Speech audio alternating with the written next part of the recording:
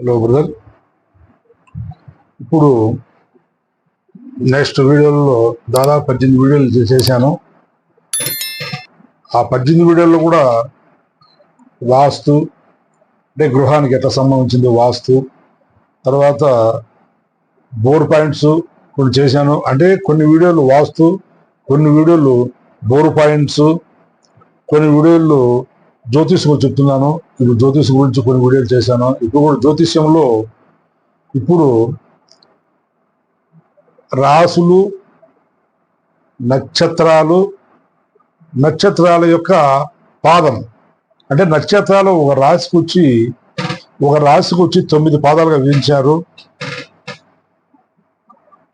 9 పాదాలు కూడా ఇప్పుడు ఏ రాశిలో ఏ నక్షత్రాలు ఉంటాయి, అవి ఎన్ని పాదాలు ఉంటాయి అనేది మనం ఇప్పుడు తెలుసుకోబోతున్నాం. మనం ఇట్లే మాట్లాడుకుంటే అది కొంచెము వీడియో లెంత్ పెరుగుతుంది కాబట్టి మనం కొంచెం నేరుగా టాపిక్ అయిపోయింది. మీరు కాకపోతే దీని గురించి చెప్పాలంటే చాలా విషయాలు మీరు తెలుసుకోవాలా. కానీ మీకు కొన్ని చెప్తా ఉంటే మనిషి మాట్లాడుతూ ఉంటే కొంచెం బోరుగా అనిపించవచ్చు. కానీ ఇది బోర్ అనిపించుకోకుండా నిదానంగా ఈ వీడియోలో ప్రతి ఒక్కరు చూశారంటే, నేను చెప్పేది ప్రతి ఒక్కటి విన్నారంటే మీరే ఈ జ్యోతిష్ గురించి మీరే చెప్తారు.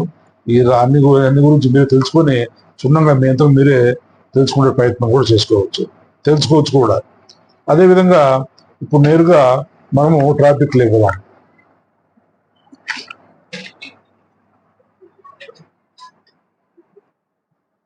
ఇప్పుడు ఫస్ట్ రాచక్రం ఇది.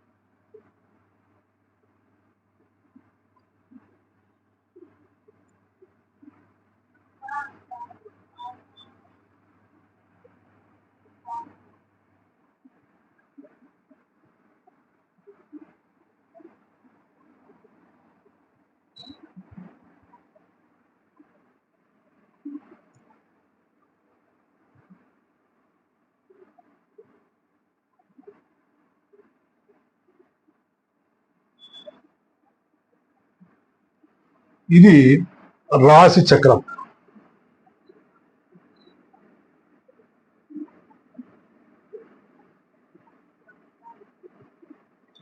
ఇది రాజచక్రం. ఈ రాజచక్రంలో ఇప్పుడు మనము తెలుసుకునేది ఏంటి? రాసులు ఏం చెప్పుకున్నాం గత వీడియోలో? 12 రాసులు. ఈ 12 గళ్ళకు 12 రాసుల్లో మనం చెప్దాం.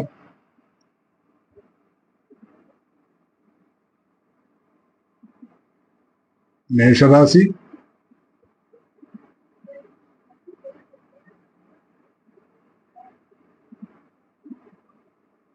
వృషభం,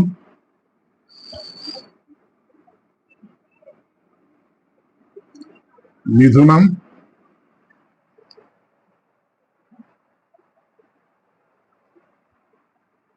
ఇక్కడ కర్కటకం,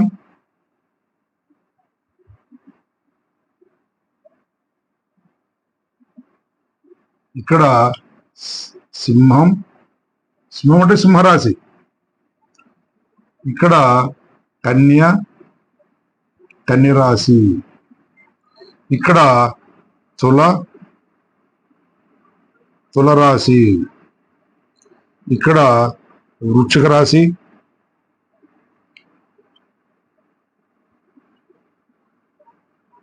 ఇక్కడ ధనస్సు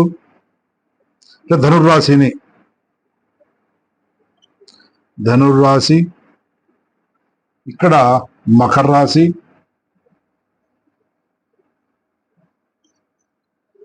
ఇక్కడ కుంభరాశి, ఇక్కడ మీనరాశి. ఇవి రాసులు. ఇవి 12 రాసులు. ఈ 12 రాసులకు వచ్చి ఇప్పుడు ఏం చేసాము, ఒక్కొక్క రాశికి వచ్చి ఒక గడి అనమాట. దీంట్లో ఏముంది, మనము నక్షత్రాలు, ఈ నక్షత్రాలు వచ్చి ఒక్కొక్క రాశిలో 9 పాదాలు ఉంటాయి. అంటే 3 రాశులకు అంటే మొత్తం కలిసి ఒక్కొక్క రాశికి 9 నక్షత్ర పాదాలు అంటే 12 తొమ్మిది ఎంత, 108 నక్షత్రాలు ఈక్వల్ ఒక రాశికి వచ్చి 3 నక్షత్రాలు. ఆ 3 ఎట్లా 9 పాదాలు అనుకో, 9 పాదాలు అంటే ఒక నక్షత్రానికి వచ్చి 4 పాదాలు చొప్పున, అట్లా 9 పాదాలు. ఫస్ట్ అశ్విని, అశ్వినికి ఎన్ని, 4. ఇక్కడ మేషంలో వస్తున్నాం. అశ్విని ఈజ్ ఈక్వల్ టు 1 2 3 4 పాదాలు. అశ్విని వచ్చేసి అశ్విని నక్షత్రానికి మేషంలో ఫస్ట్ మేషం స్టార్ట్ చేస్తే ఒకటి అనుకుంటే, దీనికి అశ్విని నక్షత్రము 1 2 3 4 పాదాలు ఉంటాయి. నెక్స్ట్ రెండోది భరణి. ఈ భరణి కూడా 1 2 3 నక్షత్రాలు. ఇప్పుడు 1 4 1 3 4 8 అయిపోయాయి. ఇంకో పాదం కాదు కదా, దేనికి అశ్విని భరణి అవుతానే కృత్తిక, కృత్తికి వచ్చి ఒక పాదం.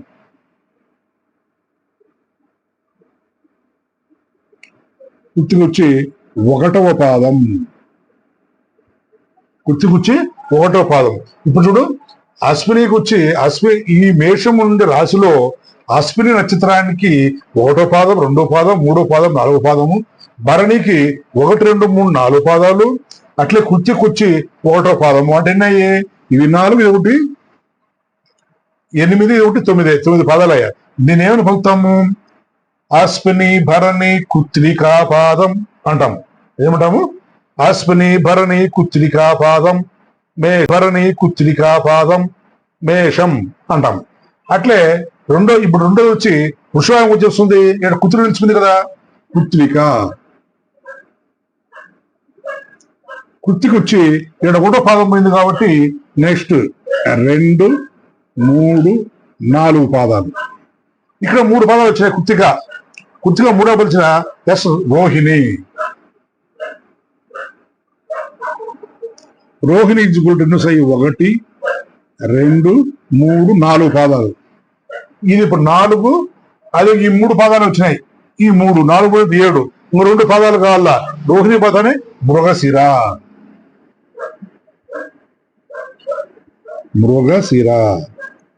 ఇప్పుడు 4 3 7 పదానికి ఎన్ని ఉంటాయి, మృగశిర ఈక్వల్ టు 2 పాదాలు. అప్పుడు ఇది 3, ఇది 4, 7, ఇది 2 అన్నీ అప్పటికి 9 అయ్యా, ఈక్వల్ టు 9. అప్పుడు దీన్ని ఏమంటాము, ఈ వృషభుడు ఏమంటాము, కృత్తిక త్రిపాదం, రోహిణి మృగశిరార్థం, వృషభం అంటాం మామూలుగా. అట్లే ఈ మృగశిరలో ఈ మృగశిర 2 పాదాలు ఎఫెక్ట్ ఏముంటాయి, Mrigashira. Next Mrigashira is equal to 3వ ప్లస్ 4వ పాదం. మృగశిర వచ్చి 3 ప్లస్ 4 అయితే నెక్స్ట్ ఆరుద్ర. ఈ ఆరుద్ర వచ్చి 1 2 3 4 పాదాలు. ఆరుద్ర వచ్చి 1 2 3 4 పాదాలు. ఈ ఆరుద్ర పదాన్ని పునర్వసు.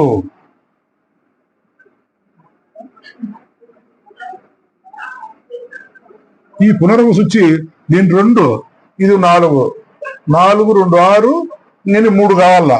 3 అంటే 1వ పాదం, 2వ పాదం, 3వ పాదం. అప్పుడు ఇక్కడ 2 4 6 6 9 అయ్యా. అప్పుడు దీని ఏమంటాం మనము, మృగశిరార్థం, ఆరుద్ర, పునర్వసు త్రిపాదం, మిథునం అంటాం.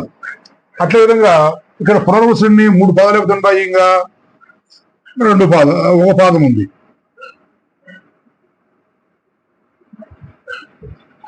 పునర్వసు 2 3 1వ పాదం. ఈ పునర్వసు అనేది 1వ పాదం అయితే ఏముంది ఇంకా next Pushyami. Pushyami is equal to 1 2 3 4 పాదాలు. ఈ పునర్వసు 1వ పాదము, పుష్యమి 4 పాదాలు. నెక్స్ట్ ఆశ్లేష. ఆశ్లేష 1 2 3 4 పాదాలు. అంటే పునర్వసులో మిగిలిండేది ఈ 3 ఉపాదము. నెక్స్ట్ పుష్యంలో 4 పాదాలు, ఆశ్లేష 4 పాదాలు. ఇది 4, అది 4, 8, అది 1, 9. దీన్ని ఏం పిలుస్తాం? పునర్వసు పాదం పుష్యమి ఆశ్లేషాంతం అంటాం. అంటే పునర్వసు పాదం పుష్యమి ఆశ్లేషాంతం. ఆశ్లేషాంతం కర్కాటకం అంటే కటకం అంటాం. నెక్స్ట్ ఆశ్లేష పదం ఏమొస్తుంది మామూలుగా? మక. దీంట్లో మక 1 2 3 4 పాదాలు. మక పదం ఏమొస్తుంది? పుబ్బ.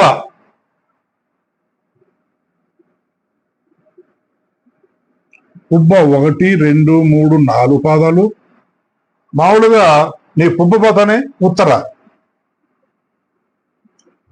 ఉత్తర ఈజ్ ఈక్వల్ టు 1వ పాదం. అంటే దీన్ని 8, 9 అయిపోయాయి. అప్పుడు ఏమొచ్చింది చూడు? మక వచ్చి 4 పాదాలు, పుబ్బ వచ్చి 4 పాదాలు, ఉత్తర వచ్చి 1వ పాదం. ఇది 9 పాదాలు సరిపోయాయి. ఇది 4, 4, 9 పాదాలు అయిపోయాయి. దీని ఏమంటాం? మక పుబ్బ ఉత్తరాపాదం సింహం అంటాం. అదేవిధంగా ఈ ఉత్తర పదాలు ఏమొస్తుంది? ఈ ఉత్తరంగా మిగిలే కదా 3 పాదాలు. ఉత్తర 3వ, 2వ, 3వ, 4వ పాదం. ఉత్తర పదం ఏమొస్తుంది? హస్త. హస్త ఇజ్ ఈక్వల్ టు 1 2 3 4. ఇప్పుడు ఇక్కడ ఉత్తరం వచ్చి 1వ పదం వెళ్ళిపోయింది ఇంట్లోకి, సింహాలకి. నెక్స్ట్ కన్నెలకి 3 పాదాలు వచ్చినాయి. హస్త వచ్చి 4 పాదాలు వచ్చినాయి. హస్తపదం చిత్త. చిత్త ఇజ్ ఈక్వల్ టు ఈ 3 4 7 2 పాదాలు. 1వ 2వ పాదం ఉన్నాయి. ఇజ్ ఈక్వల్ టు 9 అయ్యారు. అప్పుడు దీనేమంటాము? ఉత్తర త్రిపాదం హస్త చిత్తార్థం కన్య అంటాం. అదేవిధంగా చిత్తం 2 మిగిలినాయి. చిత్త 3వ, అట్లే 4వ పాదం. హస్త చిత్త పదం ఏమొస్తుంది? స్వాతి. స్వాతి కూడా ఏమొస్తుంది? 1 2 3 4 పాదాలు ఉన్నాయి. దీంట్లో 3 దీంట్లో 4 2 పాదాలు. దీని ఏమయ్యా 6 పాదాలు. ఇంకో 3 పాదాల కల్లా ఏమొస్తుంది? విశాఖ. విశాఖ ఏమొస్తుంది? 2 పాదాలు 4 6 పోతే 6 3 రావాల. 1 2 3 2 4 6 3 9 అయిపోయాయి. ఇప్పుడు ఇది కూడా 9. ఇప్పుడు చిత్తార్థం స్వాతి విశాఖ త్రిపాదం తుల అంటాం అన్నమాట. నెక్స్ట్ ఇప్పుడు ఈ విశాఖ అయిపోతాను ఏమొస్తుంది? అనురాధ. అంటే విశాఖలంగా ఒక పాదం ఉంది కదా. విశాఖ 4వ పాదం. విశాఖ పోతానే నీకు అనురాధ.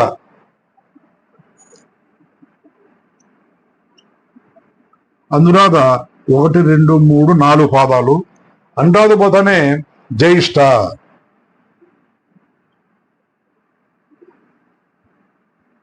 జ్యేష్ఠ వచ్చి ఇక్కడ ఒక పాదం ఉంది. ఇది 4 5 అయ్యా 4 1 2 3 4 పాదాలు. ఇప్పుడు విశాఖ వచ్చి ఒక పాదం మిగిలింది 4వ పాదము. అనురాధ 4 పాదాలు ఉన్నాయి. జ్యేష్ఠ 4 పాదాలు ఉన్నాయి. దీన్నేమంటాము? విశాఖ పాదం అనురాధ జ్యేష్ఠాంతం వృచ్చికం అంటాము. అదేవిధంగా ఇక్కడ ఇప్పుడు విశాఖ అనురాధ అయిపోయి జ్యేష్ఠ అయిపోయి అయిపోతుంది మూల. ఇక్కడ మూలం వచ్చింది. ఇక్కడ పూర్తి వస్తాయి. 1వ 2వ 3వ 4 పాదాలు. అట్లే మూల అయిపోతానే వస్తుంది పూర్వాషాఢ.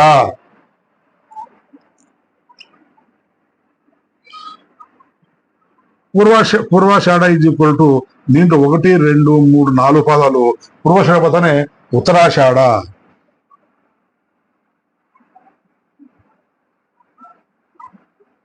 ఉత్తరాషాఢ ఇక్కడ 4 అయిపోతే 8 కొట్టగల. ఉత్తరాషాఢ ఒకటి 1వ పాదం. ఇప్పుడు చూడండి ఈ మూల నక్షత్రం 4 పాదాలు ఉంటాయి. పూర్వాషాఢ 4 పాదాలు, ఉత్తరాషాఢ 1 అంటే 4, 8, 9 అయిపోయాయి. దీన్ని ఏమంటాము చూడండి. మూల, పూర్వాషాఢ, ఉత్తరాపాదం, ధనస్సు అంటాం. తర్వాత ఇక్కడ ఈ ఉత్తరాషాఢలో 3 పాదాలు మిగిలినాయి. ఈ ఉత్తరాషాఢలో ఇక్కడ ఉత్తరాషాఢ ఈక్వల్ టు 2వ, 3వ, 4వ పాదాలు ఉన్నాయి. ఈ ఉత్తరాషాఢ పోతానే ఏమొస్తుంది? శ్రవణం. ఈక్వల్ టు పూర్తి వస్తుంది. 1వ పాదము, 2వ పాదము, 3వ పాదం, 4వ పాదం. ఇక్కడ 3 పాదాలు, ఇక్కడ 4 పాదాలు, 7. ఇంకా 2 రావాల. శ్రవణం పోతానే ధనిష్ట. ఈ ధనిష్ట ఎంత వస్తుంది?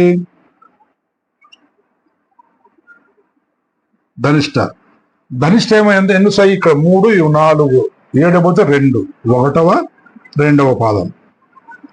ఇప్పుడు ఉత్తరాషాఢ త్రిపాదం, శ్రవణం, ధనిష్టార్థం, మకరం అంటాం. అదేవిధంగా ఇక్కడ ధనిష్ఠలో మిగిలినవి ఎన్ని? 2 పాదాలు.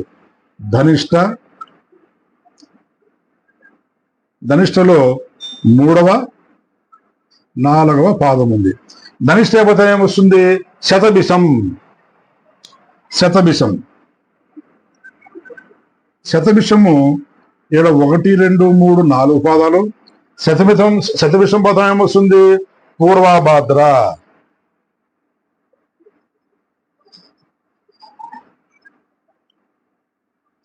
పూర్వభాద్రలో ఇక్కడ 2 ఉన్నాయి కాబట్టి ఇక్కడ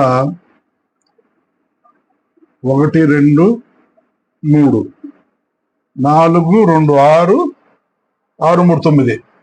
2 పాదాలు, ఈ 4, 6 పాదాలు, ఇవి 3, 9 పాదాలు అయిపోయాయి. దీంట్లో ఏమంటాము? ధనిష్టార్థం, శతభిషం, పూర్వభాద్ర, త్రిపాదం, కుంభం అంటాం. అదే దీంట్లో ఏముంది? పూర్వభాద్రల. మీరు పూర్వభాద్ర మిగులుతుంది.